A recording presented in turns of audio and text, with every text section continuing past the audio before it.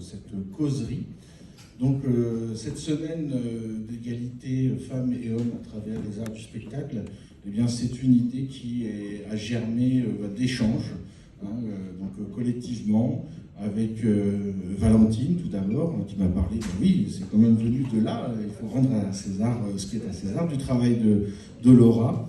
Et du coup, j'ai commencé à réfléchir à tout ça. Et puis, comme je connaissais déjà Mappy depuis un certain temps, avec un festival en Martinique et puis un autre au Congo, eh bien, je me suis dit que c'était une bonne occasion d'aborder justement cette thématique, puisque il y a déjà une dizaine d'années, je me rappelle très bien d'une personne qui était à la direction des affaires culturelles, qui avait fait une mission nationale pour évaluer un petit peu dans les arts du spectacle vivant, comment ça se passait en termes de rapport homme-femme, et il s'avère que son rapport avait conclu que c'était un milieu très masculin, notamment chez les professionnels, un peu moins chez les amateurs, donc ça soulevait une première question.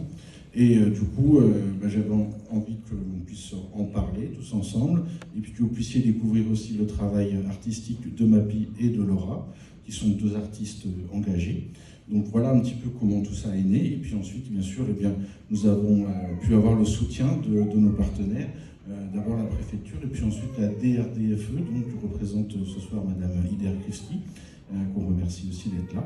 Et puis je crois que là maintenant, je vais arrêter tout simplement de parler pour vous laisser les écouter et leur poser des questions comme Ayo vous le proposera certainement tout à l'heure.